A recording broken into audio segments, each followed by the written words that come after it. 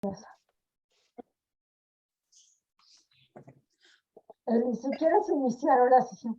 Ok, buenos días. Hoy tenemos una sesión especial, estamos a las 10 de la mañana, porque tenemos a las compañeras de Alemania, pero les cuento también que esta es la 8ª sesión del año de la red. Ya un poco vamos sistematizando más la información cada vez, ¿no? Vamos teniendo ya números. Nos da mucho gusto tenerles y bueno, bienvenidas, bienvenidos. Quien no conozca el trabajo de la red, hacemos sesiones mensuales con invitadas especiales. Y bueno, sin más, yo le cedo la palabra a la doctora Huacuz para la presentación de nuestras ponentes el día de hoy. Gracias. Bueno, muchas gracias. Yo hoy producía sin grabación esta reunión que tenemos ahora de la red.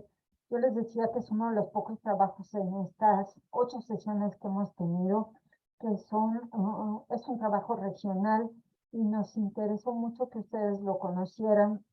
Nosotros, algún grupo, lo escuchamos a las colegas en la reunión, en el 6º encuentro, en una de las sesiones del 6º encuentro.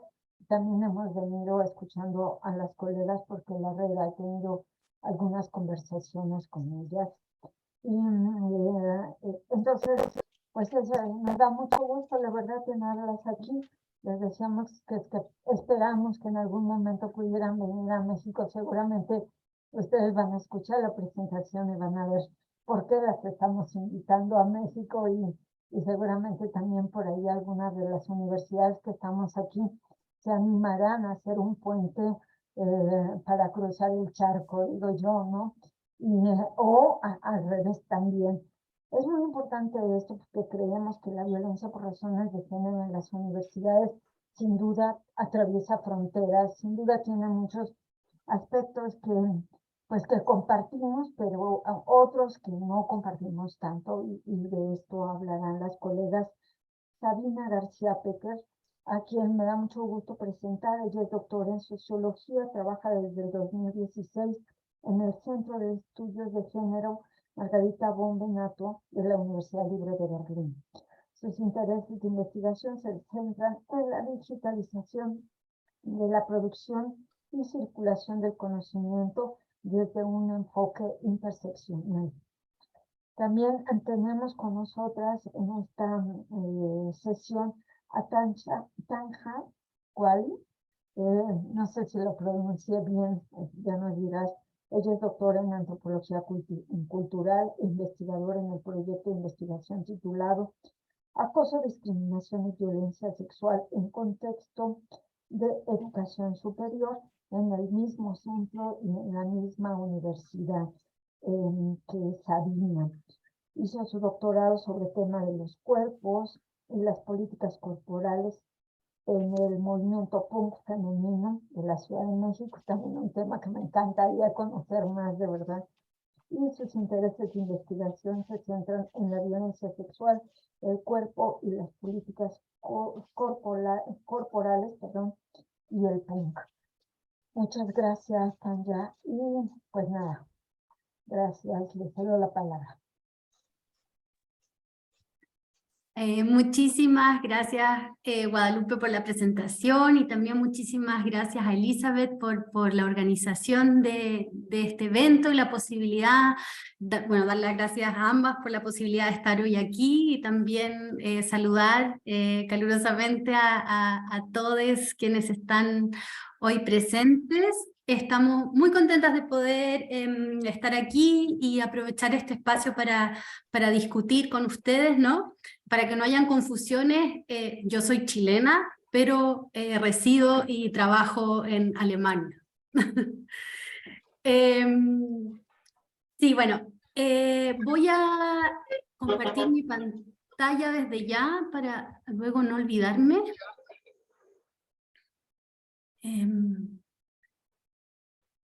Ahí debería estar funcionando, ¿no? Si alguien me hace una seña. Sí, creo que sí. Ok. Bueno, como les decía, estamos muy contentas con Tania de poder utilizar hoy, compartir con ustedes este espacio de discusión que queremos aprovechar para presentar y discutir con ustedes un proyecto de investigación y distintas actividades que que tenemos en nuestro centro, el Margarita von Brentano Centro para los Estudios de Género en la Universidad Libre de Berlín, como señalaba Guadalupe. Se trata de un proyecto de investigación sobre acoso y violencia sexual en universidades alemanas, que estamos llevando a cabo ya desde hace un par de años, ¿no? Para entrar de lleno en el contexto alemán, nosotros, bueno, elegimos un título para nuestra presentación que puede parecer algo provocador o llamativo, pero que al mismo tiempo también representa una importante diferencia con la situación que nosotras observamos en México, o al menos es como nosotras lo percibimos desde la distancia, ¿no? En las universidades alemanas, el tema del acoso y la violencia sexual representan un problema oculto. No hay una discusión pública ni institucional presente al respecto, ni hay una movilización estudiantil, ¿no?, como la que hay en México, tan importante, y también en otros países de América Latina. Aunque el tema de la violencia de género y la violencia sexual han percibido atención en los últimos años, a través de debates que conocemos todos, ¿no?, como el hashtag #MeToo, el acoso y la violencia sexual en la educación superior siguen aquí siendo un tabú, y aunque el tema se está investigando en otros contextos, la verdad es que la universidad, como lugar donde existe acoso y violencia, permanece en su mayoría totalmente desapercibida. Aunque varios estudios cuantitativos demuestran que el acoso y la violencia sexual son un problema cotidiano en la enseñanza superior alemana, las universidades no figuran en los debates sobre este tema y tampoco es un tema que se discuta dentro de las instituciones de educación superior. Entonces, lo que nosotras queremos hacer es discutir con ustedes hoy posibles razones para ello, y para esto resulta sumamente necesario dar a conocer cuál es el contexto sociocultural aquí en Alemania. Si bien el tema del acoso sexual tiene características que son universales y que podemos identificar en distintos contextos, creemos que es importante también situarlo en un contexto cultural y social específico, que por un lado influye en la forma en que se aborda la temática en las universidades, y por otro está influenciado por el discurso de las universidades sobre el tema. Entonces, por eso voy a comenzar la presentación con algunas impresiones sobre cómo se discute o no se discute el acoso y la violencia sexual en Alemania. En Alemania, si es que hablamos sobre acoso y violencia, o sea, hablamos sobre el tema, ¿no?, del acoso y la violencia sexual, pero de una forma bastante particular. Por un lado hablamos de los altos índices de feminicidios en América Latina, de la prohibición de los abortos en países como Polonia, de los casos relacionados al #MeToo en Estados Unidos, pero casi o prácticamente no se habla de la violencia sexual en Alemania, de lo que pasa aquí, ¿no? Como vamos a ir viendo a lo largo de la presentación, parece ser que hay ciertas pautas sociales y culturales aquí en Alemania bajo las cuales se habla o no se habla del tema de la violencia sexual, que impiden una discusión crítica sobre el tema y hacen que la problemática sea prácticamente ausente tanto de la agenda política como por parte de los actores civiles, los actores institucionales y políticos. Alemania se asume y es asumido como un país emancipado y con altos índices, con altos estándares de igualdad de género, y pareciera ser que este tipo de problemas, como lo es el acoso y la violencia sexual, casi no existieran aquí. En consecuencia, lo que ocurre es que problemas como el acoso y la violencia sexual son percibidos como un problema de los otros. Estos otros pueden ser otros países, otras personas con otra nacionalidad, ya sea real o percibida, otros con otro origen cultural, color de piel o género.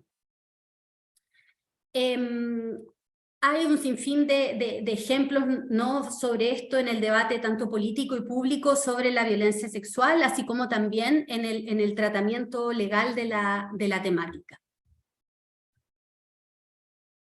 Perdón. Uno de los ejemplos es el rechazo del término feminicidio, ¿no?, por parte en general de un sinfín de actores políticos en Alemania. Por un lado se reconoce el feminicidio, por otro lado, perdón, se reconoce el feminicidio como un delito que existe en otras partes del mundo. En el año 2018, una representante del partido de izquierda alemán hizo un intento por introducir el término de feminicidios en el debate político oficial. Sin embargo, el gobierno federal rechazó la petición con una argumentación vaga de que el término no es un término claro en su definición.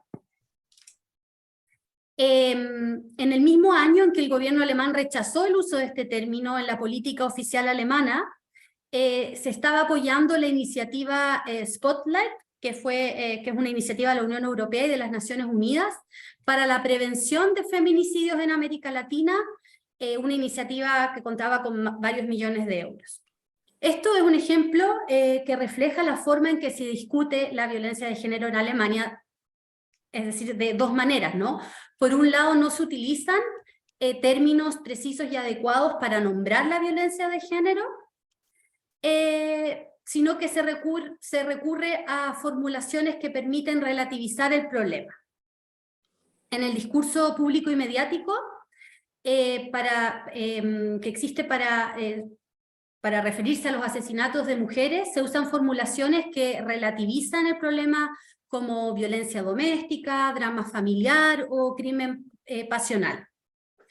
De esta forma, lo que se hace no es reducir el conflicto, o sea, reducir lo que es un asesinato de una mujer en este caso, a un conflicto entre dos personas, y se ignora el componente estructural de la violencia contra la mujer, ¿no?, propio del régimen patriarcal. Por otro lado, la violencia de género no solo se nombra como tal cuando es considerado un problema no alemán, es decir, que no pertenece a este contexto, como lo son, por ejemplo, los feminicidios en América Latina.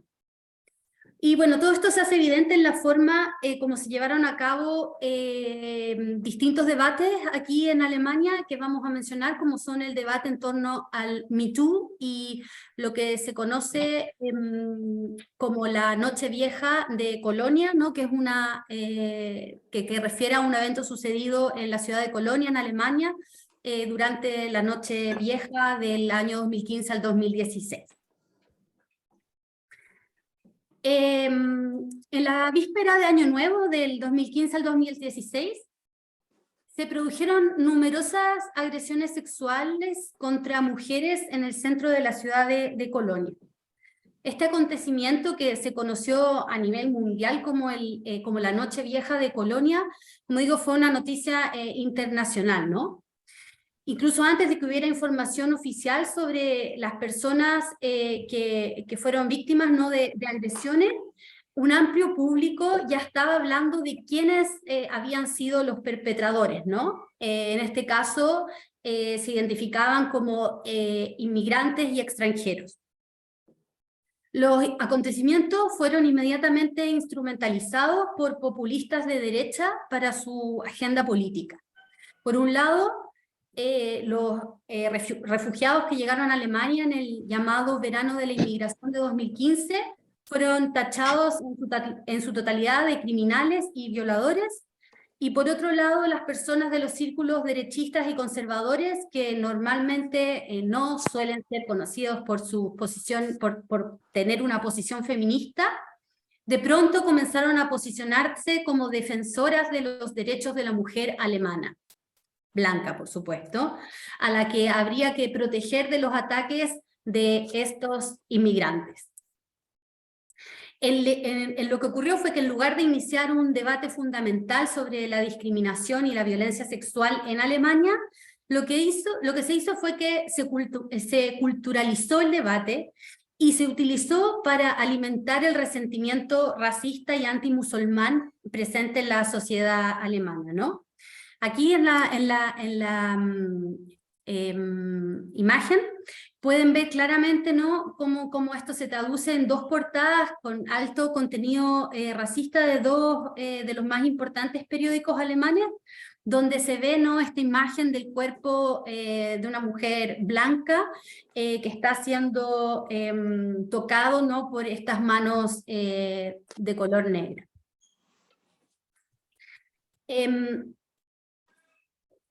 Este debate que les estoy mencionando, sumamente ambivalente, se materializó además en consecuencias políticas y jurídicas.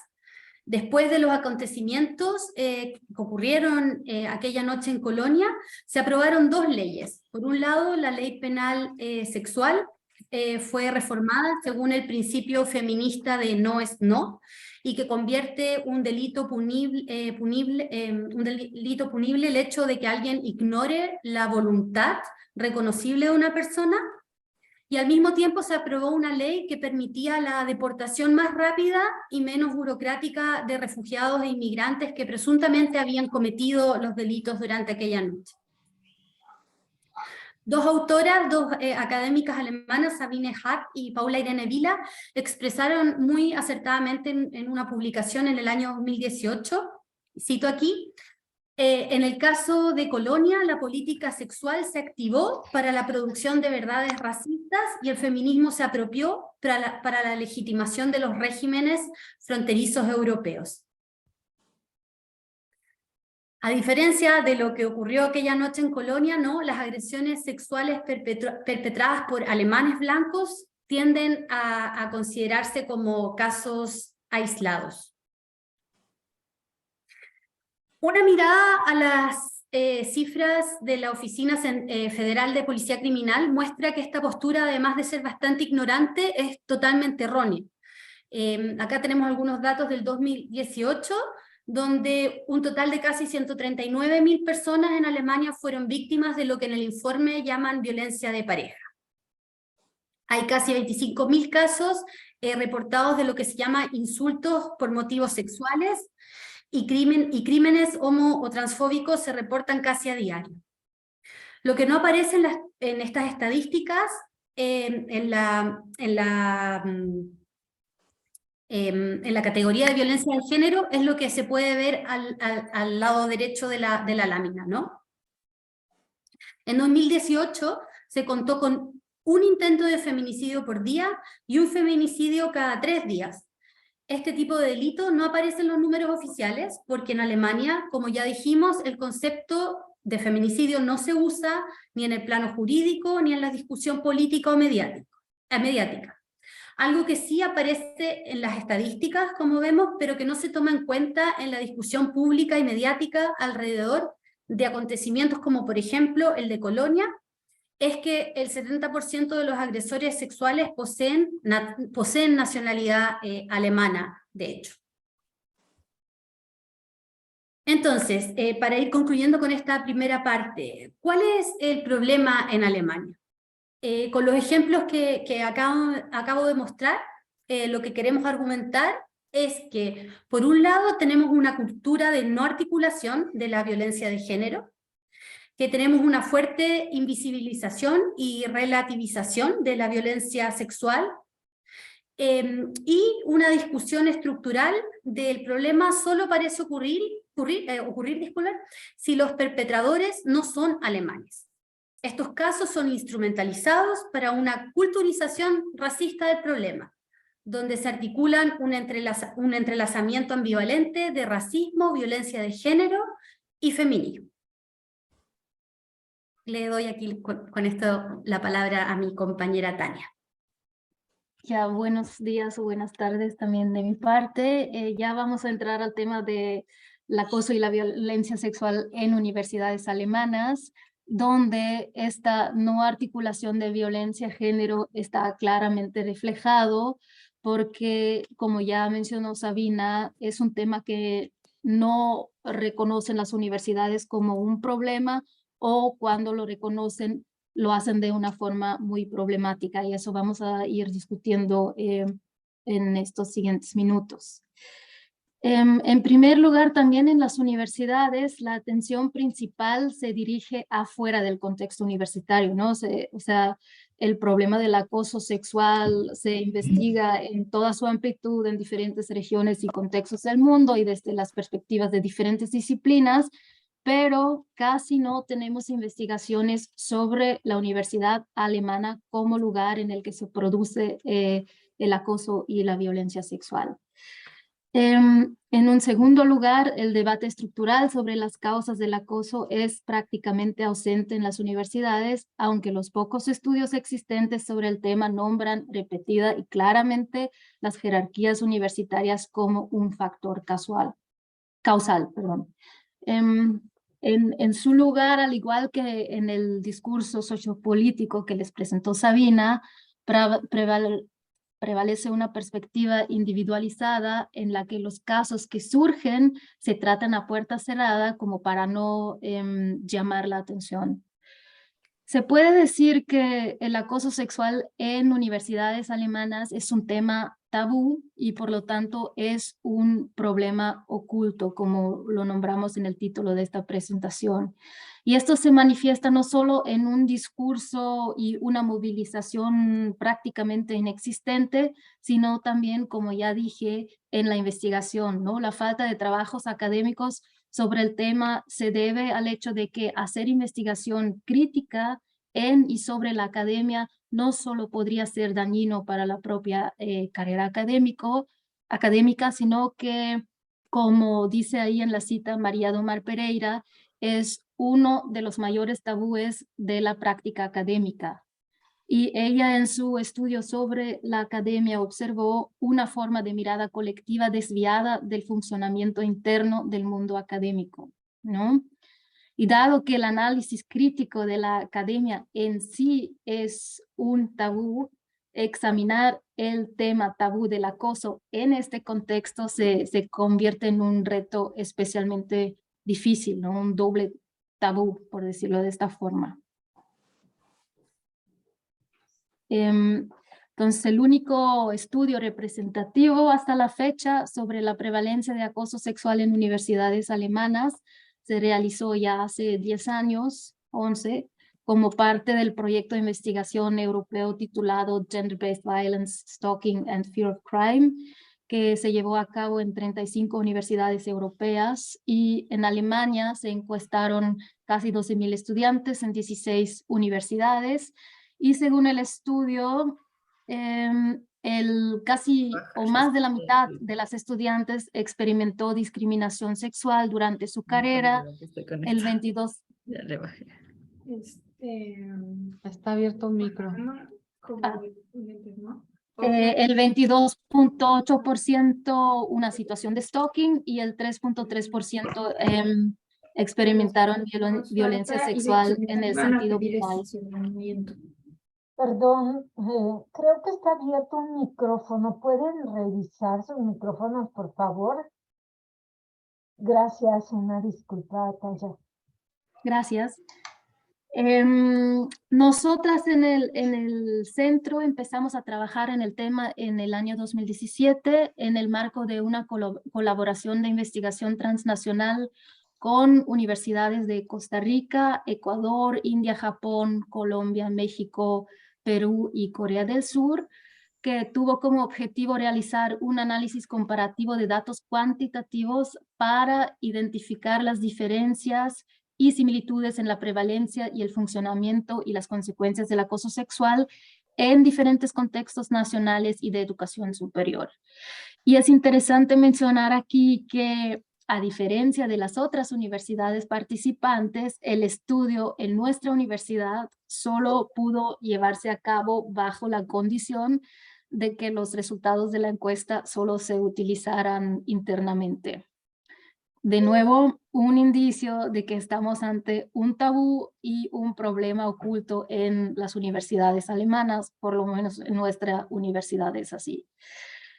Aún así, parte de los resultados del proyecto transnacional, o sea, los resultados de las universidades latinoamericanas y nuestros resultados acaban de ser publicados recientemente en el libro que ven en la lámina, coordinado por Rosana Arroyo. El libro se publicó en acceso abierto, así que si les interesan los datos de las demás universidades participantes, lo pueden consultar en línea. Todas las universidades participantes usamos la misma encuesta, o sea, se hicieron algunos cambios, ¿no? En las preguntas. Hay un micrófono abierto por ahí. Ya lo cerré. Algunas preguntas se modificaron ligeramente como para adaptarlas al respectivo contexto lingüístico o cultural, pero a grandes rasgos todas trabajamos con la misma encuesta que fue desarrollado por las colegas en Costa Rica. En nuestra universidad, en la Universidad Libre, en el momento de la encuesta teníamos casi 38,000 estudiantes inscritos, de los cuales un total de 1,156 estudiantes de 2 departamentos, del Departamento de Ciencias Políticas y Sociales y del Departamento de Biología, Química y Farmacia, participaron en la encuesta. Y de ellos, un tercio se describió a sí mismo como hombre, casi 2/3 como mujer, el 0.7% con un género diferente y el 2.1% de los encuestados no dio información sobre su género. La encuesta fue impresa y la llevamos a las clases para que fuera rellenada a mano por los estudiantes. La encuesta está estructurada en 3 bloques temáticos. En el primer bloque se preguntó por experiencias propias de acoso sexual. En la segunda se preguntó por observaciones de acoso sexual dentro de la universidad. Y en la tercera parte preguntamos por reacciones de las personas ante la experiencia de acoso sexual en la universidad. Y para mejor entender las tendencias que hay en la prevalencia y las manifestaciones de acoso sexual en nuestra universidad, lo que hicimos en el análisis de los datos fue agrupar las preguntas en 3 categorías de hostigamiento.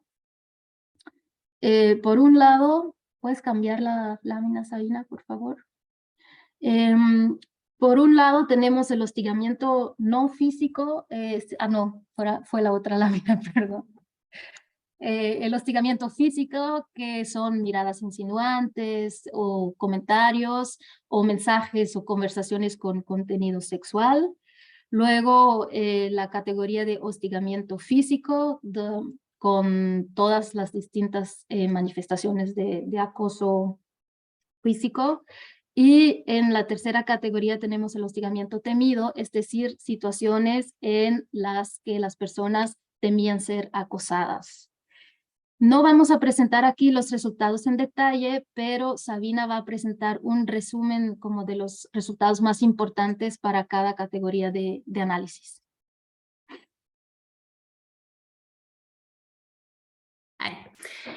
Bueno, las formas de acoso más mencionadas se produjeron en la categoría de hostigamiento no físico, como miradas, comentarios o mensajes de contenido sexual, así como conversaciones de contenido sexual.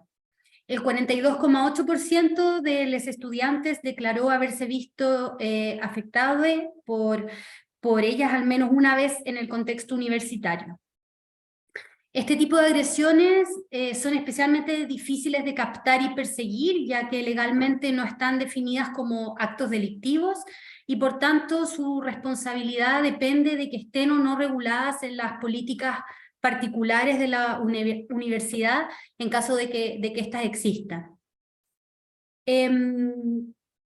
Nos sorprendió dentro de los resultados que los comportamientos acosadores que se citaron con más frecuencia fueron las conversaciones con contenido sexual no solicitadas y el hablar no solicitado sobre la vida sexual de una persona. Aunque 2/3 de las afectadas son mujeres, el acoso fue perpetrado en partes iguales, tanto por hombres como por mujeres. Esto es inusual y diferente de las demás formas de acoso mencionadas en el cuestionario. Sin embargo, analizado desde estructuras heteropatriarcales, este resultado refleja las normas sociales sobre quién puede hablar de sexo y de su vida sexual en público y quién no. Si lo hacen las mujeres, parece ser más propenso a ofender y es visto como algo inapropiado.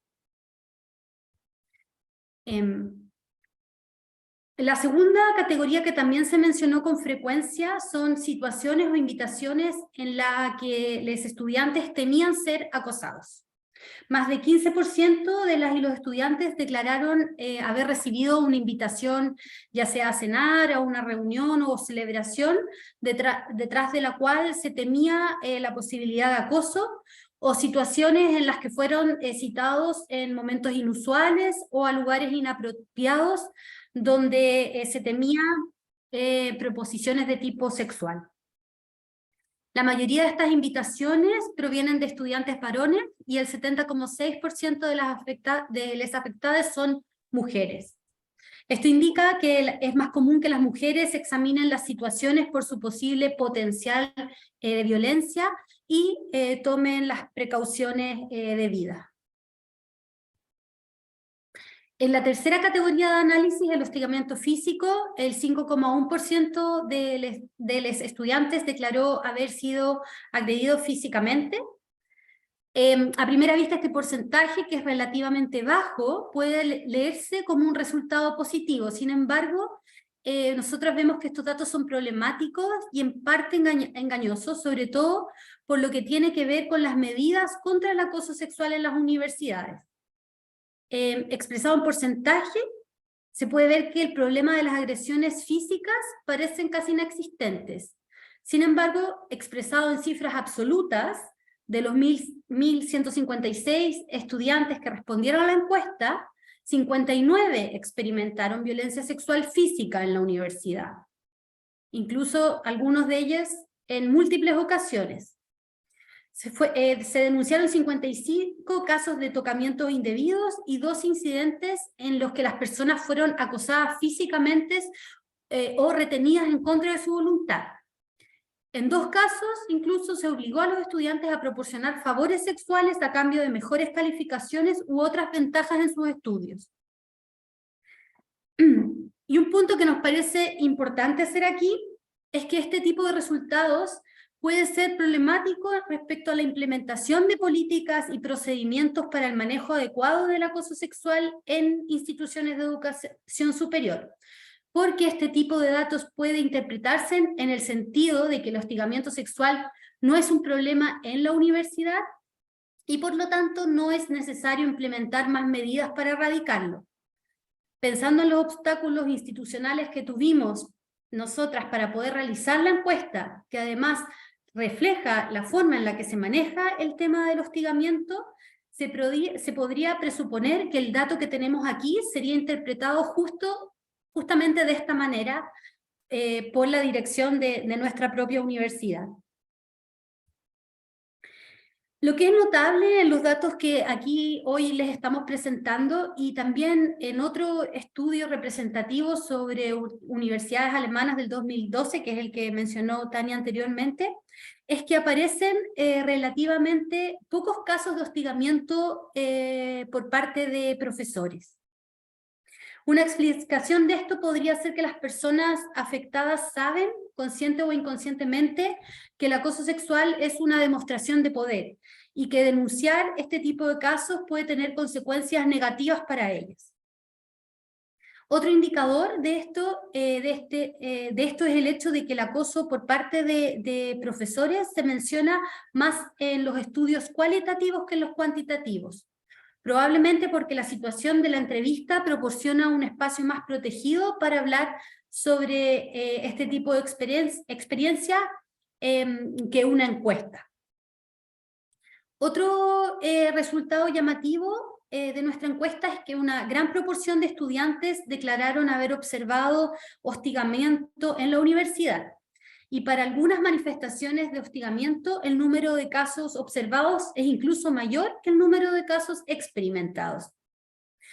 Y por último tenemos una cantidad muy reducida de casos denunciados. Solo 4 personas buscaron el contacto con funcionarias de la universidad después de una experiencia de hostigamiento. Esto creemos puede tener varias razones. Lo que claramente se muestra en las respuestas de las y los estudiantes sobre cómo reaccionaron frente al hostigamiento es que hay una gran trivialización del problema y muchas veces es percibido como una broma o como algo normal, a pesar de que las personas se sintieron incómodas en la situación. Además, y esto también es un resultado importante respecto a las medidas contra el hostigamiento, muchos y muchas estudiantes o desconocen los puntos de contacto dentro de la universidad o desconfían en la institución. Solo 4 participantes de la encuesta reportaron haber hecho una denuncia oficial. Aquí también nos parece importante mencionar y compartir con ustedes que los resultados de la encuesta deben situarse en un contexto que presenta un par de debilidades metodológicas que en parte tuvieron que ver con el hecho de que la universidad solo nos permitió realizar la encuesta bajo condiciones bastante estrictas, ¿no? Y la primera de estas condiciones tuvo que ver con los datos sociodemográficos sobre los participantes del estudio para cumplir con la normativa de protección de datos de nuestra universidad. Los únicos datos sociodemográficos que pudimos recoger fue el género de los estudiantes y su afiliación a uno de los 2 departamentos investigados, o ni siquiera pudimos preguntar por su carrera. Lamentablemente, esto hace imposible una evaluación más profunda y crítica de los datos obtenidos desde una perspectiva interseccional. Sabemos que diferentes estudios han demostrado que ciertos grupos son más expuestos a la violencia sexual que otros, por ejemplo, personas LGBTIQ o personas racializadas o personas con discapacidades físicas o mentales, lo que nos indica que la discriminación y la violencia sexual están interrelacionadas, ¿no? Sin embargo, lamentablemente no podemos arrojar más luz sobre esto con nuestros propios datos. En segundo lugar, la universidad nos dio un plazo muy corto de unas pocas semanas para completar la encuesta. Por lo mismo, fue una decisión estratégica, decidimos llevarla a cabo principalmente en clases y cursos introductorios a los que suele asistir un gran número de estudiantes. La ventaja de eso fue que pudimos llegar a un gran número de estudiantes con relativamente poco esfuerzo y en poco tiempo, pero obviamente la desventaja fue que la mayoría de los estudiantes estaban al inicio de sus carreras y por lo tanto no tenían mucha experiencia en el ámbito académico. Sin embargo, si pensamos en los porcentajes del acoso experimentado, pues para ser estudiantes que estaban al inicio de su carrera, pues están bastante altos igual, ¿no? Además, el contexto de la encuesta no fue el mejor. Los auditorios donde tomaron lugar la mayoría de los cursos eran medio problemáticos porque no pudimos crear un espacio seguro para que los estudiantes pudieran llenar la encuesta, porque pues no es un ambiente que permite mucha privacidad, lo que dificultó la respuesta a las preguntas a veces muy íntimas, ¿no? Y pues muchos estudiantes se pusieron a charlar o a burlarse de las preguntas en voz alta, que al mismo tiempo pudo ser intimidante para otros que querían llenar la encuesta. Lo que fue interesante en este contexto es que la actitud de los profesores resultó decisiva para la aceptación de la encuesta por parte de los estudiantes. Los profes nos brindaron unos minutos al final de sus clases para realizar la encuesta, y si ellos habían anunciado la encuesta con interés y subrayando la importancia del proyecto de investigación, la voluntad de los estudiantes de participar de forma seria era notablemente mayor. Del proyecto de investigación, la voluntad de los estudiantes de participar de forma seria era notablemente mayor. Me estoy escuchando doble, ¿ustedes también? Hay algún pequeño problema. Me estoy. Ahí está, creo.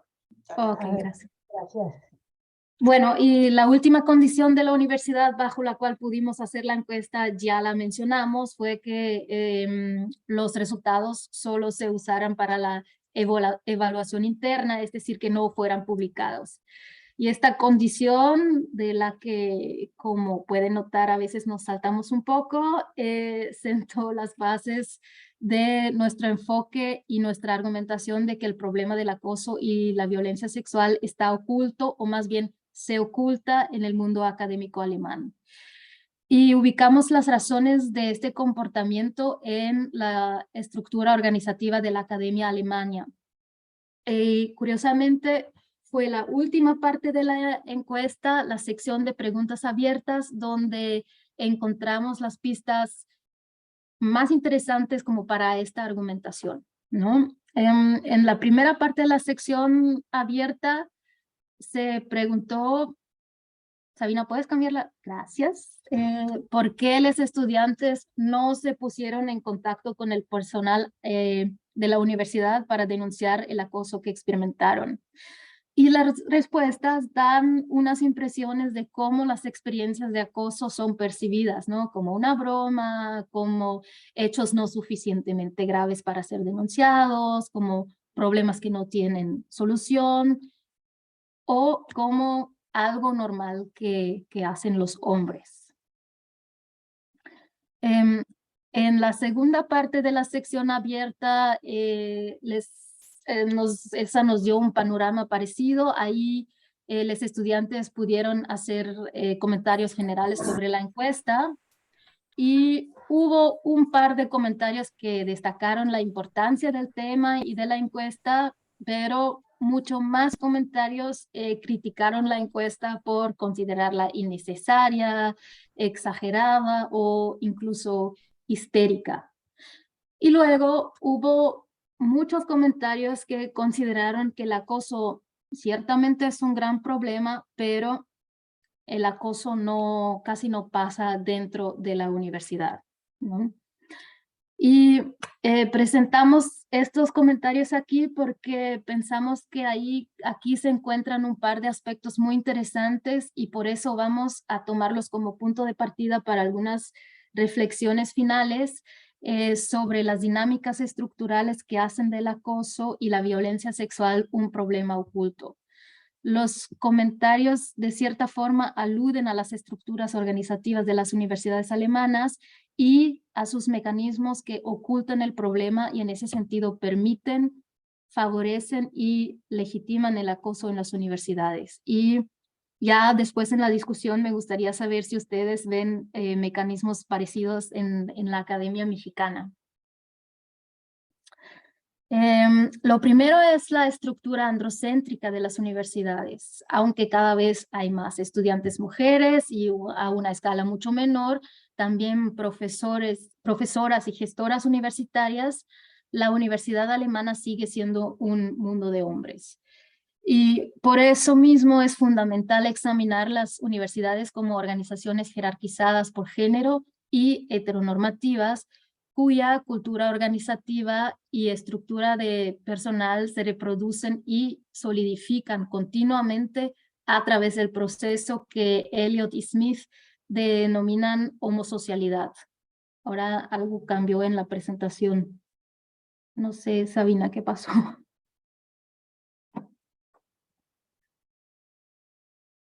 ¿Puedes compartirla otra vez?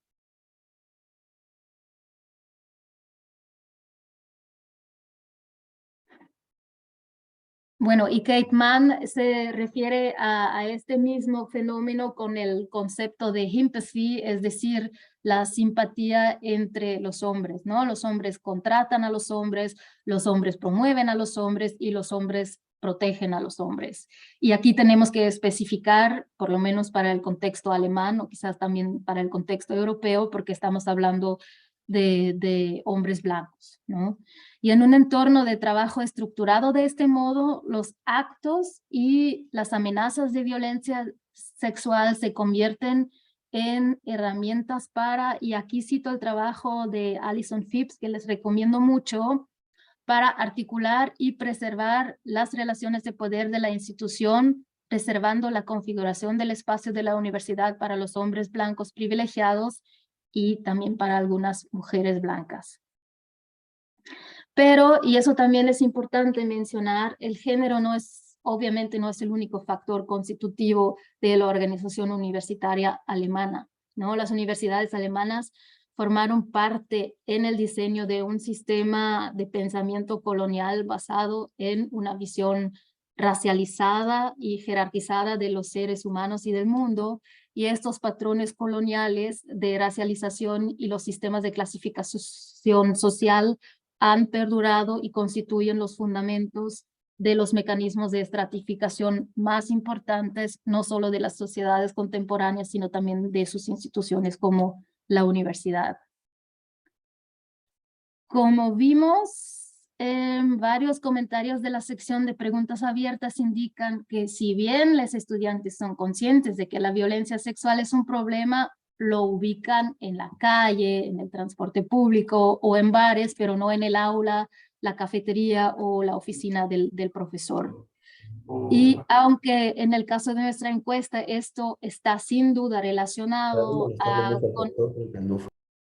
con la limitada experiencia universitaria de la mayoría de los encuestados, también apunta a la percepción cultural generalizada de la universidad como organización iluminada, ¿no? Y con eso nos referimos al hecho de que se cree que dentro de las universidades el proyecto de emancipación, de igualdad de género y de diversidad ya se ha completado. Y esta creencia forma parte de lo que los estudios de organización y gestión llaman el mito institucional.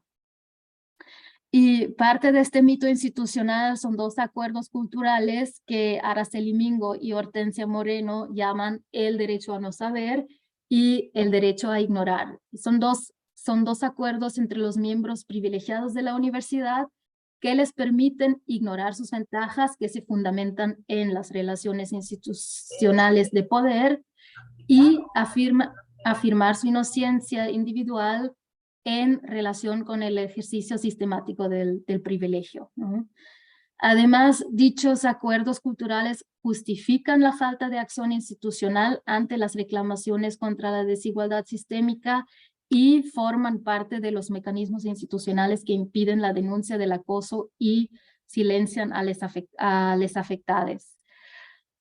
Asimismo, estos dos acuerdos de derecho a no saber y derecho a ignorar muestran que las universidades no solo se perciben desde el exterior como organizaciones iluminadas, sino que las personas académicas suelen percibirse a sí mismos como personas educadas e inteligentes que, por ser conscientes de las desigualdades, son inmunes a los comportamientos agresivos.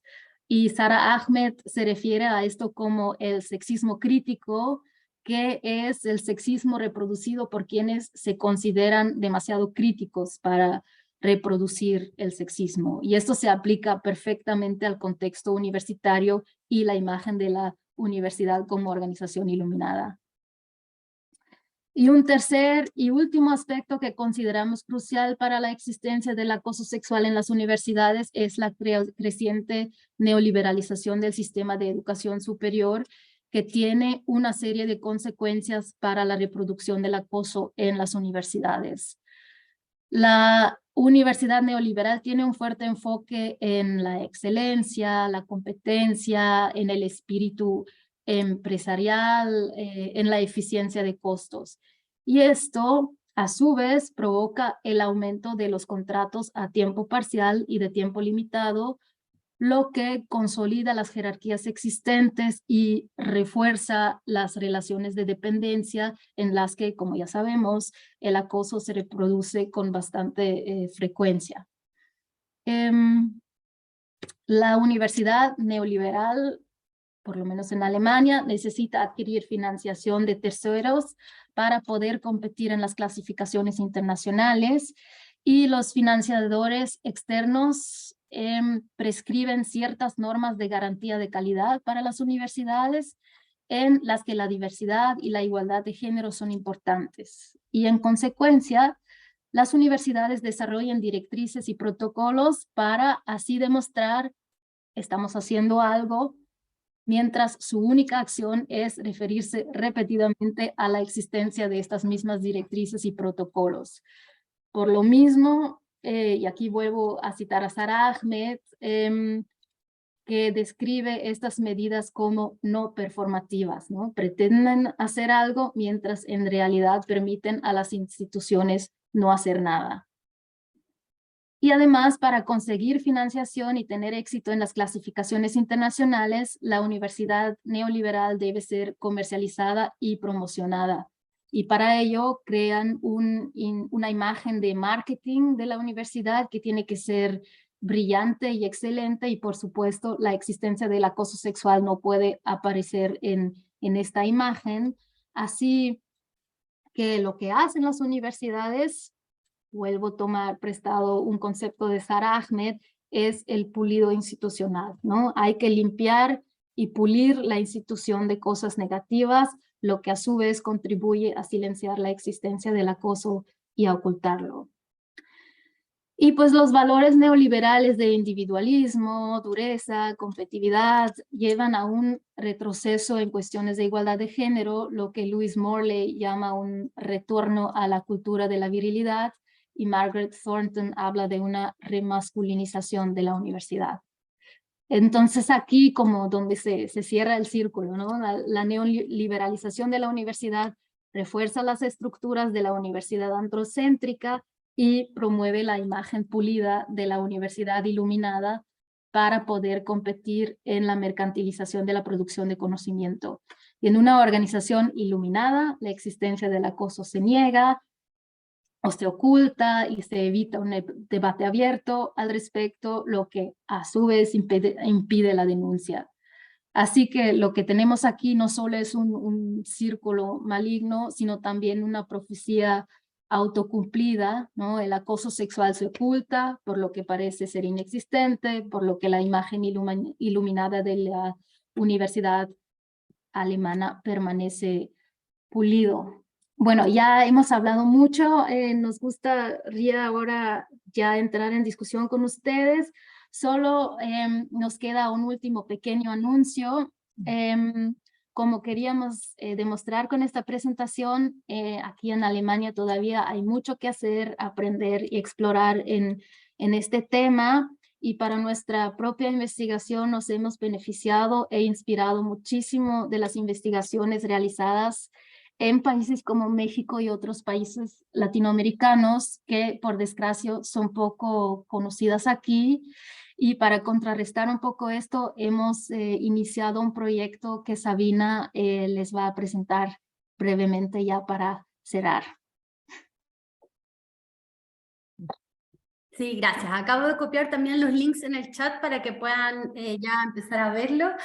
Sí, precisamente de lo que habla Tania es que desde finales del año pasado estamos trabajando en una colaboración entre dos revistas académicas de primer nivel para conectar y dar mayor visibilidad a la investigación que se está produciendo en torno a la temática de la violencia patriarcal en instituciones de educación superior.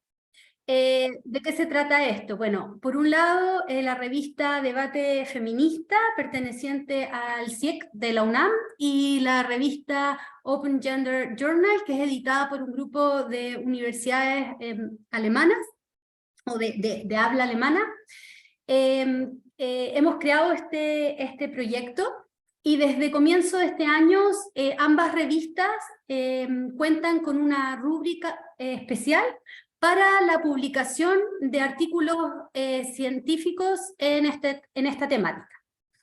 De esta forma, lo que queremos hacer es poder dar mayor difusión y poder generar un diálogo, ¿no? Entre la investigación que se está realizando en torno a esta temática en distintas regiones, en distintos contextos. Y los artículos pueden ser enviados en todo momento, digamos, en distintos idiomas, en español, en portugués, en inglés, en alemán, dependiendo de a cuál de las dos revistas sean enviados. Y una vez aceptados los artículos, estos artículos también son publicados en ambas revistas, como una forma de poder aumentar, ¿no? La difusión.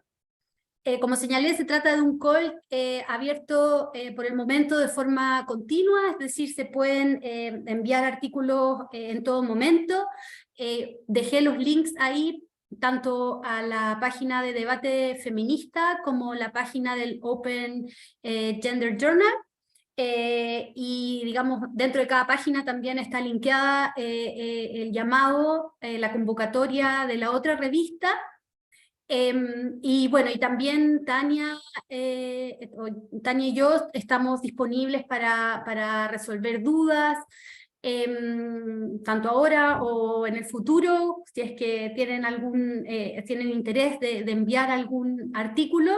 Y sí, estaríamos muy contentas porque creemos que esta es una súper buena posibilidad de llevar, o sea, de darle, como decía, mayor difusión, visibilidad y posibilidades de diálogo a la investigación tan importante que se está realizando en torno a este tema, bueno, sobre todo en México, en América Latina, y creemos que hay mucho potencial, ¿no? en este proyecto que les estamos presentando. Así que con eso cerraría nuestra presentación y bueno, dejo abierto para que podamos entrar en la discusión. Muchísimas gracias. Muchas gracias, Sabina, muchas gracias, Tania. Seguramente tienen algunas o varias preguntas. Yo me quedé con muchas, la verdad, no voy a preguntar yo todo. Voy a empezar por lo último que comentaron. Siempre creo que es súper interesante el diálogo que pudiéramos tener con ustedes. Y a través de estos artículos que nos invitan, me parece muy buena idea. Yo les comentaba incluso a las colegas que cuando presentaron su trabajo, parte de su trabajo, ahora escuché otra parte, eso me gusta mucho también en el Congreso, que además tuvimos 75 ponencias, 600 personas inscritas, que fue la verdad inusitado. Yo les decía que si nosotros en la red pudiéramos ser un puente entre ustedes y también algunos trabajos que se publicaron que se presentaron en el Congreso, alguna de las mesas, y queda pendiente esta conversación seguramente con las colegas que estamos ahorita al frente de la red, para ver cómo lo podríamos hacer y cómo podríamos realmente ser el puente entre ustedes y la red. Y lo otro, una cosa que les quería preguntar, que tiene que ver con esto, y seguramente algunos colegas también tendrán la pregunta, si tienen que ser trabajos inéditos o ya publicados. Y esta es la paradoja de estar en una universidad como feministas, es que tanto nos acotamos a los parámetros del conocimiento científico de las universidades, etcétera, ¿no? Esa es otra pregunta que yo tendría para ustedes. Nada más rápidamente, y en lo que se animan, me gustaría que por favor nos pudieran poner su manita por ahí y pueden ir viendo quién se anima. algunas reflexiones que me surgen de su conversación. Uno tiene que ver con cómo el tema de la violencia doméstica en general tiene un camino muy similar al que ustedes están relatando. Iniciamos en Latinoamérica el tema, hablando del tema, bueno, el tema del feminicidio también iniciamos en Latinoamérica y se niega en Europa. Eso es muy interesante, o se desdibuja en Europa. Incluso yo siempre digo, la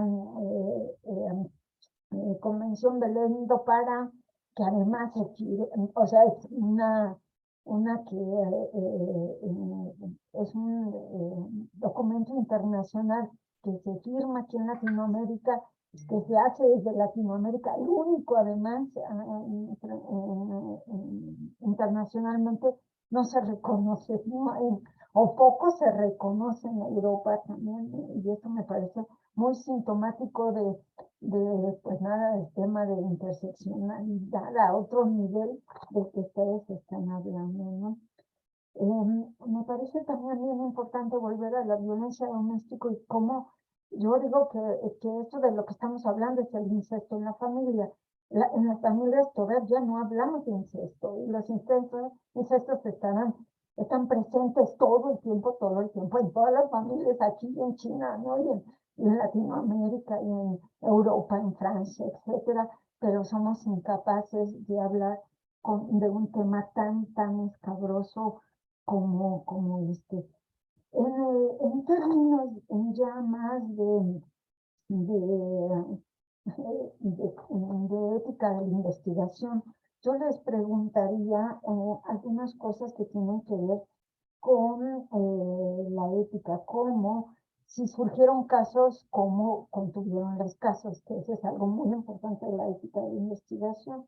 Lo otro, si hubo canalizaciones en este sentido, cómo contuvimos a las investigadoras que vamos recibiendo, como dice Montserrat Sago, también de Costa Rica, pues un cúmulo de respuestas, ¿no? De todo tipo en relación a la investigación en violencia sexual, como ustedes le llaman, y que acciones de política universitaria se podían desarrollar o se pudieron desarrollar en el tema también, y si las hubo o cuáles son las que ustedes propusieron concretamente, si tenemos que hacer esto y esto, o si pudieron lograr hacer eso. A lo mejor hay investigaciones que no se logran en esto, y bueno, creo que yo lo dejaría. De verdad que tengo un montón de cosas, pero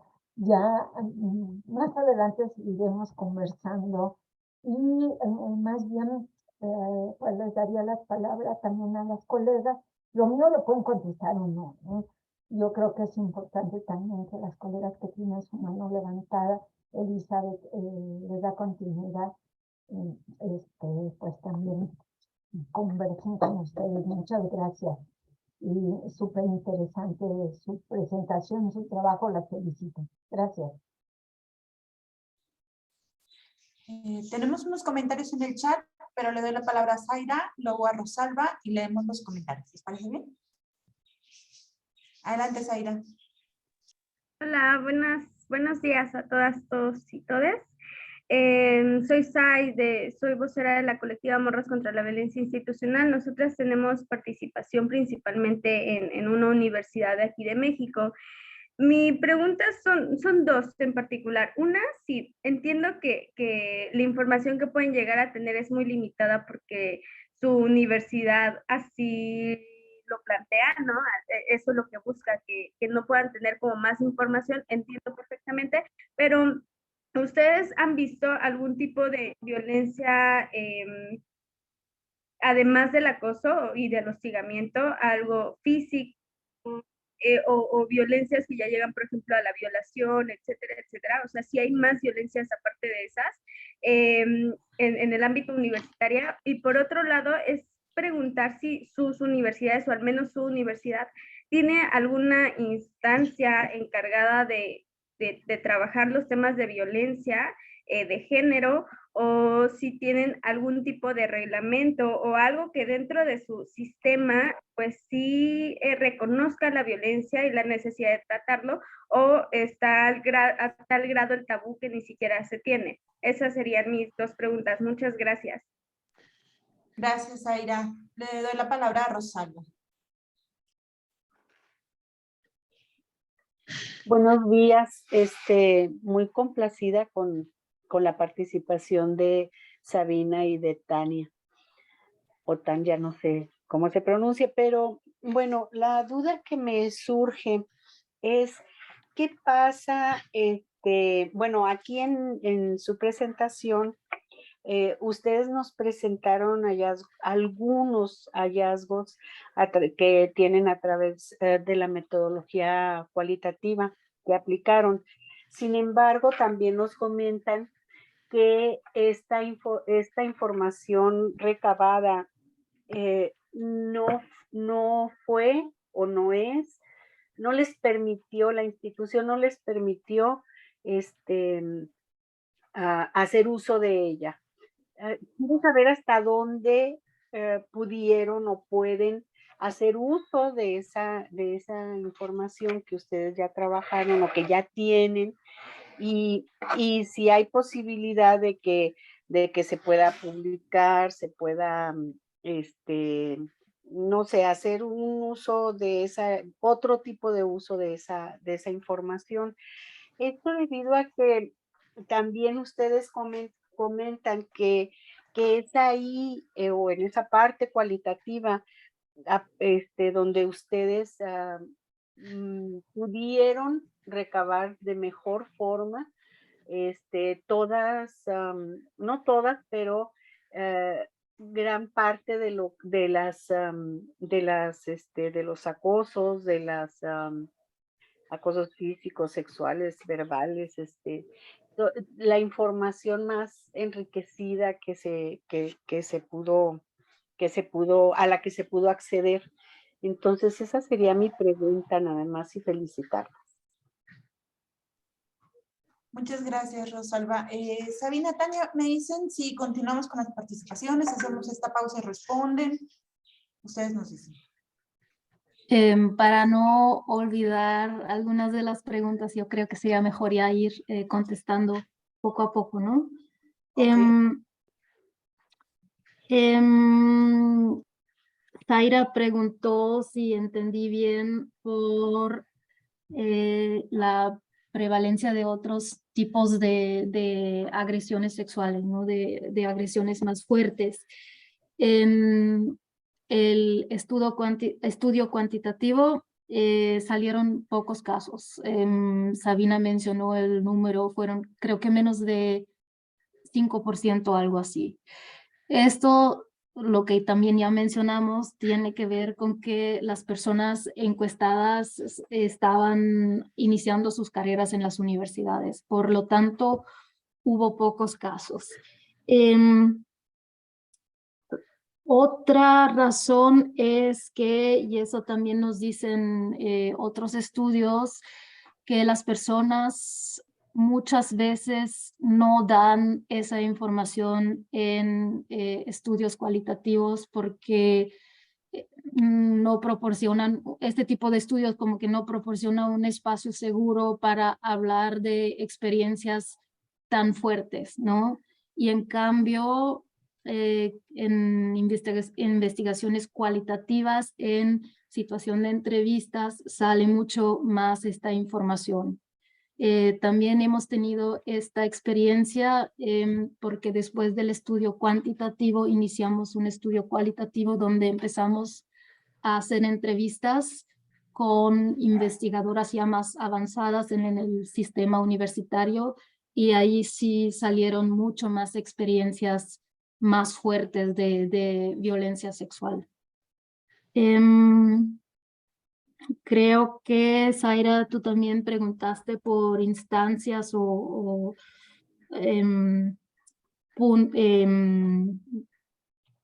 oficinas que trabajan el tema en la universidad. en Alemania, por ley, cada universidad tiene que tener una oficina de igualdad de género, donde normalmente también se trabaja el tema del acoso sexual. Sin embargo, la agenda política de estas oficinas de igualdad de género son muy largas, o sea, tienen mucho que hacer, todo lo que tiene que ver con igualdad de género, lo que hace que el tema de acoso no sea tan presente como en su trabajo, que digamos.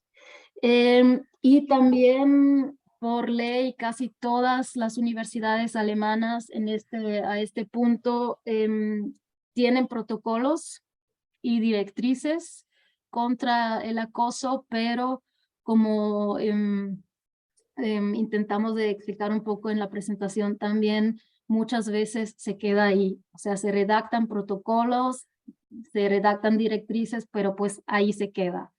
Muchas personas no saben de la existencia de estas directrices, mucho menos los estudiantes, que son las personas más afectadas por acoso, saben de eso. Los estudiantes tampoco saben que en la Oficina de Igualdad de Género podrían ir en caso de haber, pueden ir a denunciar ahí en caso de que hayan experimentado violencia sexual. O sea, son cosas muy desconocidas por los estudiantes, y eso es un gran problema en nuestras universidades. Luego, las preguntas de Rosario, Rosario, creo. ¿Puedo señalar algo cortito al respecto, Tania? Solo también señalar, porque creo que esa es una diferencia grande, que pese a que existen, digamos, estas instancias, y estas instancias también sirven como instancias, ¿no?, de apoyo, son un foco donde uno puede, digamos, como un primer lugar al cual acudir para poder quizás recibir algún tipo de consejo sobre cómo proseguir, ¿no? O sea, creo que es importante señalar que estas instancias dentro de nuestra universidad, por ejemplo, no es un lugar a donde uno pueda poner una denuncia formal, y lo que quiere decir que vaya a comenzar un proceso respecto a un caso concreto, ¿no? O sea, son 100% instancias de acogida, por decirlo de alguna forma, y no oficinas donde se puedan poner como quejas ni se pueda iniciar un proceso formal. Sí, muy importante este punto, gracias, Sabina. La pregunta de cómo podemos Rosalba. hacer... Rosalba. Ah, Rosalba, Dijiste perdón. Rosario. Soy Rosalba. Rosalba, la pregunta de hasta dónde o cómo podemos hacer uso de los datos si la universidad como no nos permite publicarlos. Publicamos los datos en español esperando que nadie en la gestión universitaria pueda leer en español. Eso es una cosa que hacemos. La otra es que con los datos obtenidos o mis colegas fueron a los departamentos a hablar ahí con los directores y les presentaron los resultados de la encuesta. Y en algunos institutos sí lo tomaron muy en serio y iniciaron unos procesos ahí. En otros institutos y departamentos pasó justamente lo que mencionamos también en la presentación. Dijeron, bueno, pero son números muy bajos, entonces aquí no tenemos gran problema, entonces no tenemos que reaccionar, ¿no? Pero eso es más o menos lo que podemos hacer con los datos. Y lo que también creo que es importante mencionar y que ya dijimos también en la presentación es el hecho de que estos números pueden ser, o sea, lo que ya dije, ¿no? Pueden ser muy problemáticos porque pueden ser interpretados de diferentes formas. O sea, para nosotras los resultados de la encuesta son alarmantes para otras personas son, bueno, aquí no tenemos gran problema, menos de 5% de acoso físico, bueno, entonces casi no pasa en nuestra universidad, ¿no? Entonces ahí también como después de esta primera encuesta cuantitativa, ahora nos concentramos más en la investigación cualitativa porque pensamos que nos da más información sobre las estructuras de la universidad que hacen posible que pase el acoso dentro de nuestras universidades. Sabina, ¿quieres agregar algo? Gracias. Ok, les leo unos No, comentarios para darle la voz a Angélica y a Eugenia. Dice Salet María, sobre la metodología, a mí me encantaría saber por qué no hicieron las encuestas en línea y si hubo preguntas direccionadas a las y los docentes o solamente para estudiantes. Olivia Araceli, un saludo a ambas. Dentro de sus trabajos han considerado la violencia digital en el contexto universitario y no han derivado datos al respecto. Virginia dice, gracias por la presentación. A mí me pareció interesante enmarcar el problema oculto dentro de la lógica de los rankings universitarios de la educación neoliberal. Tengo la duda de si existe algún estudio dirigido al acoso, dirigido a les docentes o personal administrativo de las universidades. Lucrecia, totalmente de acuerdo con Tania. Le saluda a Lucrecia desde el área de docencia del Instituto Universitario de la Mujer de la Universidad de San Carlos de Guatemala. Y bueno, les mandan saludos. Le doy voz a Angélica. Gracias. Muchas gracias, compañeros. Estuvo muy interesante. Yo tengo un par de más que preguntas como, sí son preguntas, pero un poco tratando de problematizar.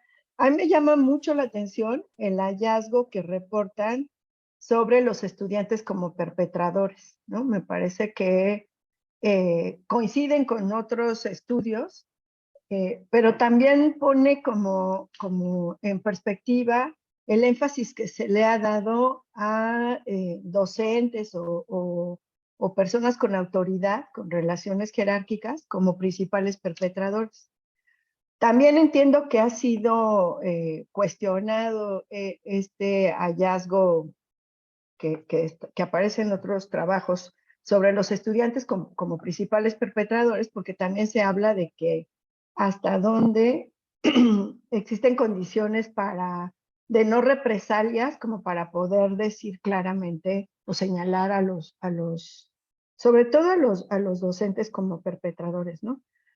Pero a mí me gusta el hallazgo, me parece que también es indicativo de lo poco que se ha hecho con las comunidades estudiantiles en términos de prevención, ¿no? O sea, como que se ha focalizado demasiado en el personal docente y en señalarlo, que eso no quiere decir que no sea responsable y que no sea una práctica reprobable, pero poco en transformar estas culturas juveniles, ¿no? O la violencia como un mecanismo también que ha estado presente en las relaciones entre las poblaciones juveniles.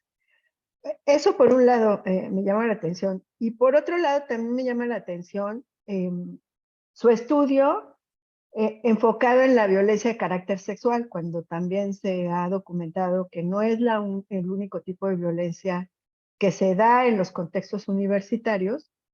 Y me parece que su estudio justo vuelve a contribuir a que hay otros tipos de violencia con este resultado del hostigamiento no físico, ¿no?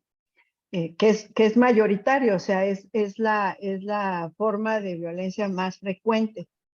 Y que yo diría que tiene que ver con la discriminación de género que todavía prevalece en los ámbitos universitarios. Y que ahí, yo no sé hasta dónde, me parece que también entonces sería una práctica que sí se perpetra en las aulas, que es parte como de la cultura organizacional de nuestras universidades, ¿no? Como está me gustó mucho este concepto que nos traen a cuenta de cómo se está masculinizando la universidad, cómo está regresando a ese origen que tuvo, ¿no? A pesar de la presencia y el terreno ganado por las mujeres. Esas dos cosas, ¿no? O sea, me parece que son hallazgos que complejizan y quizás que también abonan a por qué pareciera un problema menor en su contexto europeo, ¿no?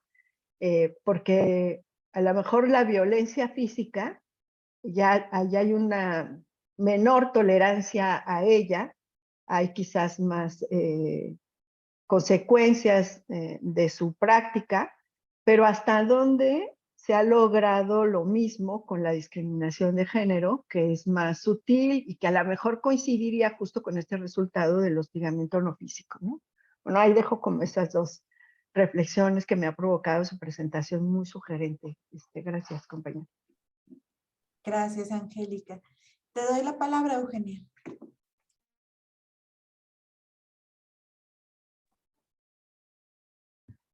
Muy buenas tardes.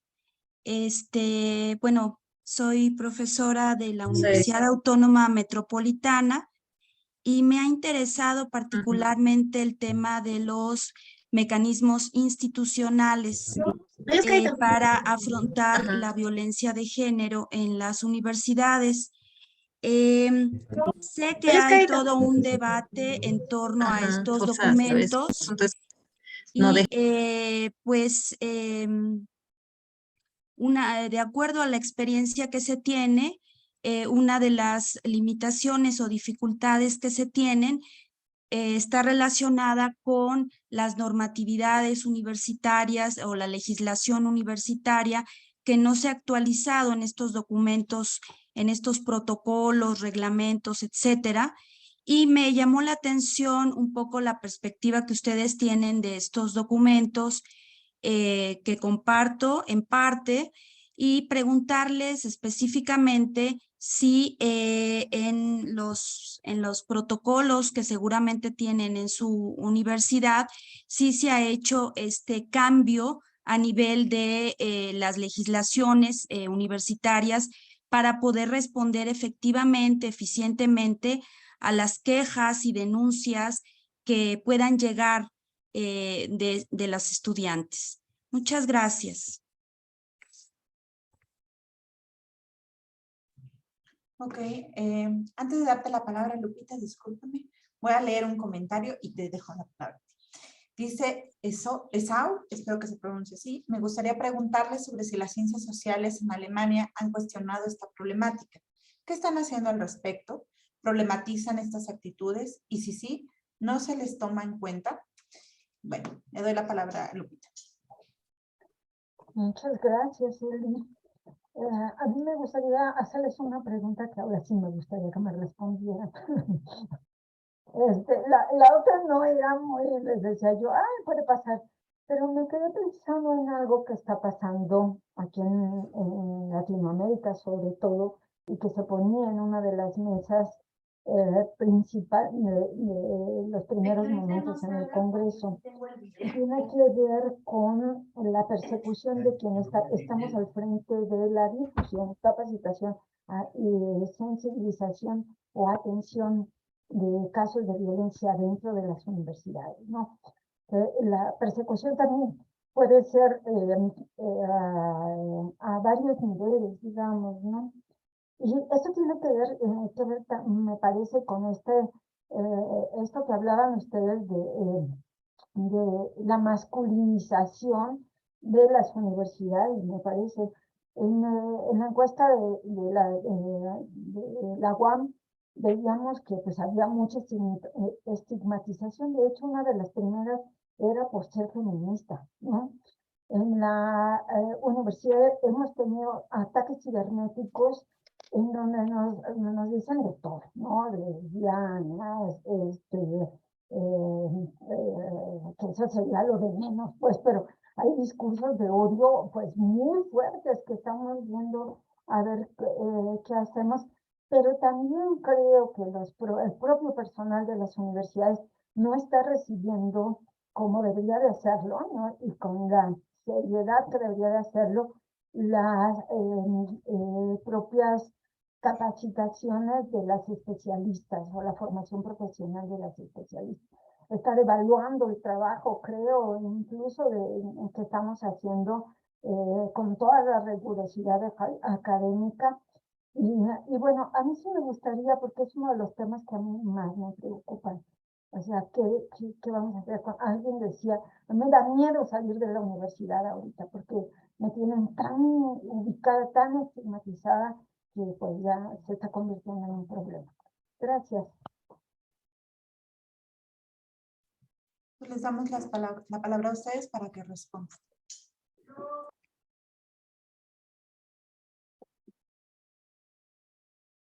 ¿Empiezo yo, Sabina? ¿O tú? Bueno, voy a empezar por la pregunta que hizo Guadalupe. Creo que el contexto aquí es muy distinto en varios sentidos, ¿no? O sea, dentro de las universidades no tenemos tristemente casi no tenemos luchas políticas. Por lo mismo, dentro de las universidades no tenemos esa persecución de personas que se ponen al frente de la lucha, ¿no? Lo que hay cada vez más últimamente es que académicas feministas participan como en un discurso público, digamos, por ejemplo, en las redes sociales o en la televisión, en los periódicos, y son atacadas muy fuertemente por personas de derecha, ¿no? Incluso que hay que reciben amenazas y tal. Para ello, las universidades no tienen ningún mecanismo como para proteger a sus integrantes. Es un gran problema aquí. Ya no sé si tú quieres agregar algo a eso, Sabina. Claro, quizás, o sea, solo agregar lo que señala Tania, porque sí, realmente es un problema muy serio, ¿no? El tema de que todo lo que tenga que ver con feminismo, género, derechos de la mujer, digamos, son todos temas que aquí por parte de la derecha, ¿no? O sea, de los partidos conservadores, son metidos como dentro de un mismo saco y existe un repudio abierto hacia todo lo que lleva esos términos consigo, ¿no? Entonces, como señalaba Tania, o sea, tenemos conciencia de esa situación. Y es una situación muy compleja porque constantemente lo que ocurre es que existen amenazas sobre quitarle financiamiento a iniciativas, a proyectos digamos que están categorizados bajo esos términos. También se cuestiona, por ejemplo, la calidad científica de la investigación sobre temáticas que involucran asuntos relacionados al género. Eso se vincula, digamos, con la pregunta, ¿no? de Saúl sobre el trabajo que se hace desde las ciencias sociales en relación a estas problemáticas. Por supuesto, claro que existe, digamos, ese trabajo, claro que hay colegas que trabajan este tipo de problemáticas, pero no diría que no es que no se les tomen en cuenta, por el contrario, yo creo que existe cada vez más interés y en general muy buena recepción sobre los trabajos, o sea, sobre, por ejemplo, el trabajo que realizamos. Sin embargo, está este otro problema, ¿no? Que es el ataque constante a las prácticas, o sea, a la condición científica de quienes realizan este tipo de estudios. Entonces es un tema, la verdad es que sí lo observamos, Guadalupe, quizás no de forma tan concreta como respecto a lo que tú señalas, pero sí como parte de un fenómeno muy grave que está ocurriendo y que acá en Europa, en Alemania en concreto, bueno, y vemos también en muchos otros países del mundo, o sea, en Brasil, por ejemplo, o sea, es un tema que está muy presente y que lamentablemente nos quita muchísima energía porque estar constantemente, tener que constantemente justificar el trabajo que uno hace es muy desgastante, ¿no? E injusto porque es igual como dices tú, cumple los estándares, se basa en criterios metodológicos y debería ser respetado de igual manera. Eso.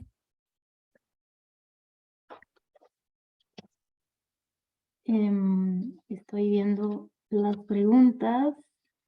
Creo que Eugenia preguntó por los protocolos y si son eficientes aquí.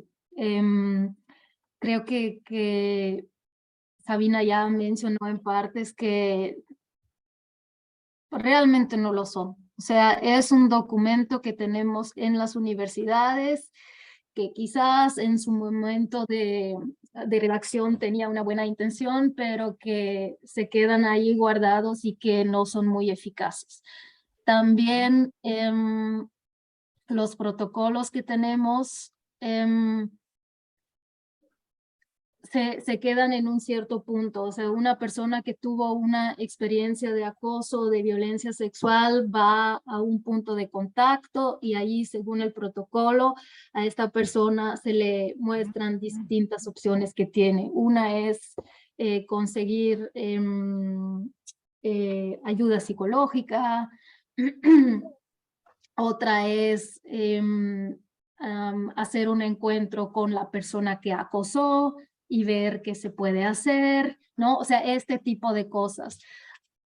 El protocolo no tiene ninguna, no tiene la opción de un proceso ya jurídico.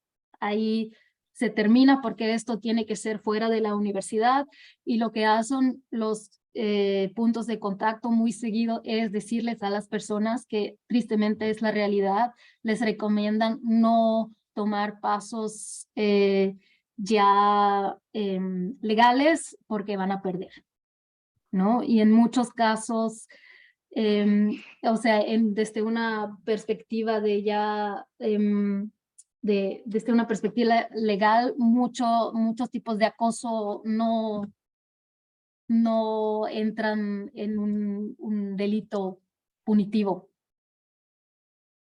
Entonces ahí realmente se hace muy poco. Y los protocolos es lo que traté de decir un poco en la presentación con el concepto de no performativo, ¿no? Las tenemos para que las universidades puedan decir, bueno, tenemos ahí protocolos, hicimos algo al respecto y ahí se termina, tristemente.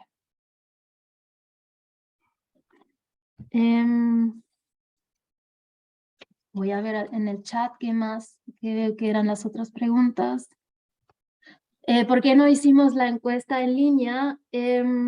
Fue algo que acordamos con las universidades participantes en el proyecto que vamos a hacer las encuestas de esta forma. Sin embargo, la encuesta que se hizo en el CIEC de la UNAM, si me acuerdo bien, sí se hizo en línea. Creo que para nosotras en Alemania, con toda esta cuestión de protección de datos, si ya es difícil hacer una encuesta así ya impresa en un papel, llevar la cuestión a hacer una encuesta en línea, yo creo que es casi imposible hacerlo aquí. Por eso como que en este proyecto hasta ahora no se realizó. y si hubo preguntas direccionadas a las y los docentes o solamente, la encuesta solamente se hizo con estudiantes y eso es otro ámbito donde nos faltan muchísimos datos, por lo menos para el contexto alemán. No tenemos ningún dato sobre cómo es la situación para el personal académico. O sea, no sabemos si hay mucho acoso, si hay poco acoso, si sabemos que hay acoso, pero no tenemos datos sobre eso. Ninguno para el contexto alemán.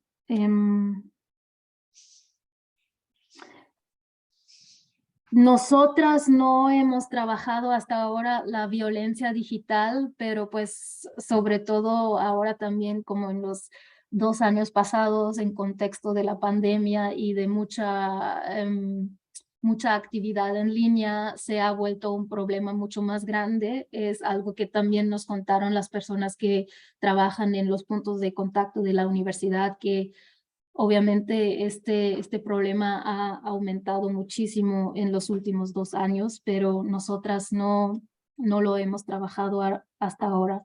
Pero pues sería muy importante entrar a este tema también.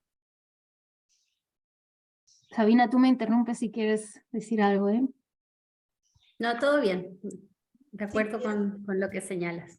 Si quieren, le damos la voz a Lucrecia para cerrar la sesión de preguntas y respuestas. Y pues igual si quieren agregar algo más, con mucho gusto les escuchamos. Lucrecia, adelante. Muchísimas gracias, felicitaciones.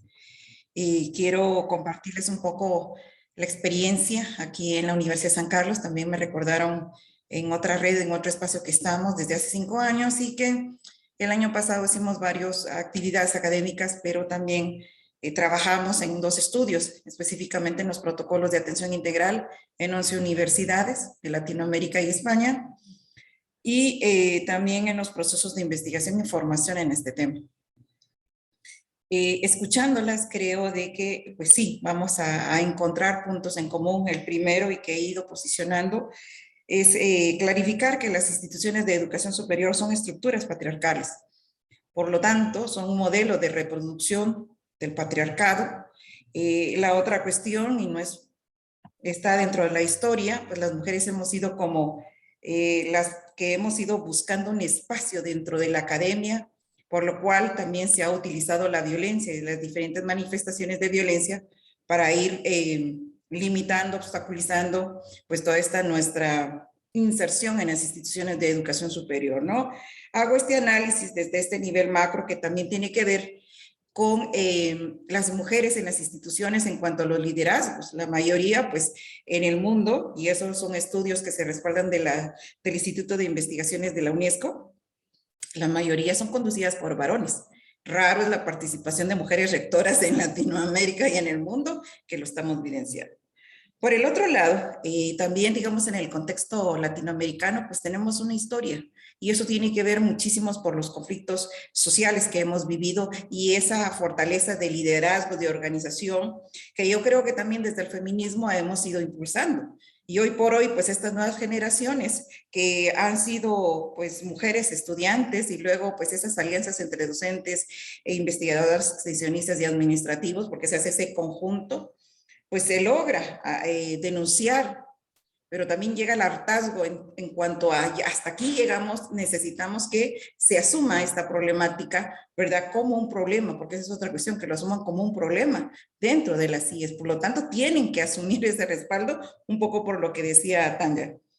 Por el otro lado, también decirles de que todo este proceso de creación de mecanismos especializados en enfoque de género y los otros especializados para la atención, pues es muy, digamos, políticamente correcto, pues sí se han creado. Hay políticas, hay reglamentos, hay normas y todo, pero es lo correctamente político, pero en concreto, pues no hay recursos, no hay personal, no hay nada, ¿me entiende? Y ahí es otro estudio que se ha hecho también ahí de la UNESCO, en la cual dicen, cuando se les pidió a las instituciones de educación superior, que si no estoy mal el dato, fueron 186, a la hora de presentar pruebas de realmente cómo habían apoyado, no tenían, ¿sí? Entonces, miren, eso es lo correctamente político, pero yo digo también un poco maquiavélico. Y por el otro lado, que trabajamos ahí también en este estudio de protocolos, una de las cuestiones, van a dispensar, pues aquí en Guatemala, yo soy pionera en el modelo de atención integral de mujeres en Guatemala. Ahí tenemos el modelo integral y que se ha trasladado a lo gubernamental, igual en la universidad. Entonces, una de las cosas, y me encanta mucho porque lo plantea Guadalupe, y que siempre lo pongo, son dos cosas. Una, el autocuidado. Las personas que van a atender en los centros especializados, discúlpame, tienen que llevar su propio proceso personal porque no estamos exentas de haber vivido hechos de violencia y a veces, muchas veces no lo trabajamos. Y dos, tiene que ver, y lo digo por experiencia de tener a cargo en un centro de atención integral, es que uno se satura en los procesos de violencia. El otro tema que también se ha abandonado tiene que ver con la seguridad de los y las profesionales que atienden, ¿sí? Y eso lo digo porque yo en el sistema, aquí en el estado guatemalteco, fue una de las cuestiones que yo viví y tuve, como tenía cargo el personal, tenía que, esas dos piezas claves las he trasladado también a la universidad. Nosotras, si bien tuvimos la oportunidad de que se creara un mecanismo, no como el queríamos, ¿verdad? Hay un reglamento, pero igual se aprobó, pero no se ha operativizado, pues ahí nos tienen. Totalmente de acuerdo, y ahí es donde hay que tener claridad en la ruta de atención, pero también en la ruta de denuncia. En base a la experiencia que he tenido de atender casos, sí establecimos esa ruta que hay dos vías. La vía administrativa, que es dentro de las universidades, y ahí tenemos que agotar toda la vía, un poco por la ruta que yo ya traía a nivel nacional en Guatemala, que fue lo que empezamos a trabajar en los años 90, y eso facilitó. La vía administrativa es que yo sí tengo que, lamentablemente, hacer ese vía crucis para poder agotar esta vía administrativa, porque muchas veces los casos se desestían por esto. Lo hemos visto también en este caso con estas 11 universidades. Y por el otro lado está la vía judicial, y es ahí donde uno le dice a las estudiantes y a las otras compañeras profesionales de que les asiste el derecho de que si agotó la vía administrativa dentro de las universidades, lo puede hacer afuera. O sea, no se puede quedar impune. La cuestión es que si se nos hace largo, hay que estar documentando, hay que estar archivando todo esto, pero pues se va logrando. Y entre todo esto, creo que algo muy importante son esas redes que se van tejiendo, ¿sí? Entre las mujeres de diversas edades, digo yo, de los diversos sectores en la academia y también fuera de la academia. Y no está de más también indicar que también hay hombres en los cuales también hemos encontrado esas alianzas y que también han pasado por un proceso de sensibilización, lamentablemente a través de experiencias cercanas, pero pues ahí están sumando. Entonces, les agradezco muchísimo por el espacio. Muchas gracias, Lucrecia, muchas gracias a todas por haber estado. Me voy a tomar nada más un paréntesis porque creo que es súper importante, por ejemplo, la experiencia que ahorita nos ha relatado Lucrecia. Me parece también súper importante lo que pone Adriana, ¿no? De conocer también el contexto de España. Y nada, pues les abrimos, en verdad, la posibilidad de presentarse en algún momento en estas sesiones generales de la red. Igual si quieren, empezamos a tener comunicaciones en algún momento para poder ir agendando y demás. Y bueno, eso para que esté ahí y sepamos también todas cómo vamos trabajando en conjunto, ¿no? Vamos creando estas redes. Tania, Sabina, muchas gracias. No sé si quieran comentar algo para nuestro cierre. Es un gusto tenerlas aquí el día de hoy. No, muchísimas gracias por todos los comentarios, los links enviados. Bueno, ojalá, espero que podamos seguir involucradas. No sé si ya estamos en la mailing list de la red, pero sería buenísimo también poder irnos enterando de los próximos encuentros para seguir participando. Y vamos a también enviar quizás a lo mejor un poco... Si es posible, nuevamente la información sobre los links a la convocatoria de las revistas y a lo mejor también una breve lista, digamos, de los trabajos que citamos, porque creo que también habían unas preguntas al respecto y si se pudieran mandar esa información estaría buenísimo, así también con nuestro contacto y quedamos a disposición de todas y todos. Claro, nos comparten la información y se las hacemos llegar desde el correo de la red sin ningún problema. Muchas gracias, Sabina. No, gracias. Que tengan todos buen día. Muchas gracias también de mi parte por el espacio. Siempre es para nosotras muy interesante intercambiar con con colegas de otras partes del mundo. Así que muchísimas gracias y espero que de alguna u otra forma podamos estar en contacto. Muchas gracias, Tania. Bueno, pues es un gusto haberles tenido aquí el día de hoy, a todas y todas. Gracias por la presentación a Tania y Sabina. Estamos acercándonos ya a fin de año, ¿no? Nuestra última sesión del año es el próximo 9 de noviembre y seguimos en el horario hasta el momento de las 6 de la tarde. Y bueno, pues les mandaremos la información de quién asistirá a esta sesión y les esperamos con muchísimo gusto.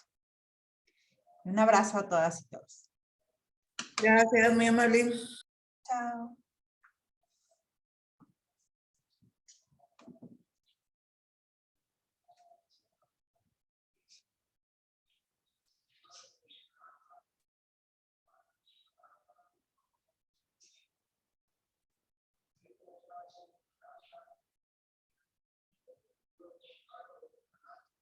Nos quedamos, Eli. Ya llegó Claudia.